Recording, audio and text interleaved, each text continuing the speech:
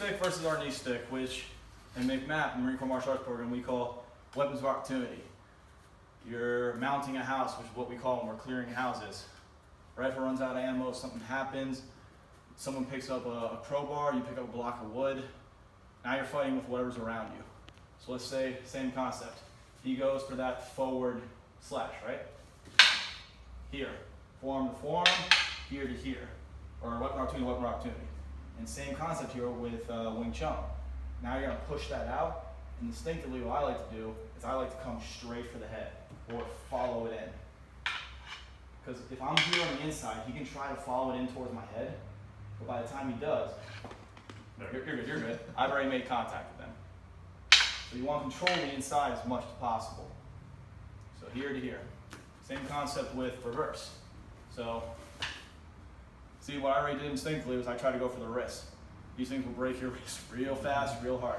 But if it was weapon opportunity, right now you got, again, right now you got the outside of the elbow, which is what I prefer, because you can push down, destroy the knee.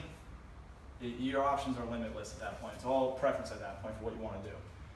Now, if he tries to go overhead, trying to smash, damn, you're tall. trying to smash your skull in. Forearm to forearm, weapon opportunity. Same concept no matter which direction it's coming from, which is why it's easy to remember. Forearm to forearm, weapon opportunity. Push out, and then come here. He can try to block with his forearm a weapon of opportunity, and then you're either at a stalemate, or if the weapon of opportunity hits his forearm, which a lot of times will happen because you have no idea the force and the speed coming at you. Like, I'll pull, but let's do it again. Ready? He was not going to be able to pull that hand up in time. Even if he does, this will probably break your forearm. Now, last one is if he wants to come straight at me, like he's trying just to gut check me, a crowbar, that will stab you, like a pipe almost. He wants to gut check me, right? Right here. I can either go for the hand, or just enough to really push that away from me. Same concept. We learn Wing Chun. Push out, go for the ribs, break the ribs if you can. Really open that gate up. Or again, I like breaking the knee if you can. If he has no legs, he can't fight. If you break those knees and he can't get up, all you gotta do is step this far away and he can't hurt me no more.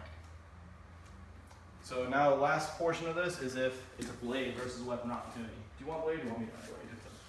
I'll take this. Okay.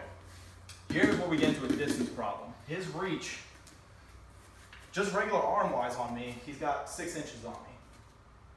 This weapon opportunity is twice the length of this knife.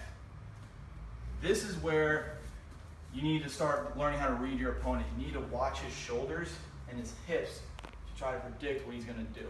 Don't rely how you fight off of predictions, because it's not the right way to fight. But if I see him cock his right shoulder back, that tells me he's going to swing towards me. So as soon as he does, it's forearm to forearm, same concept.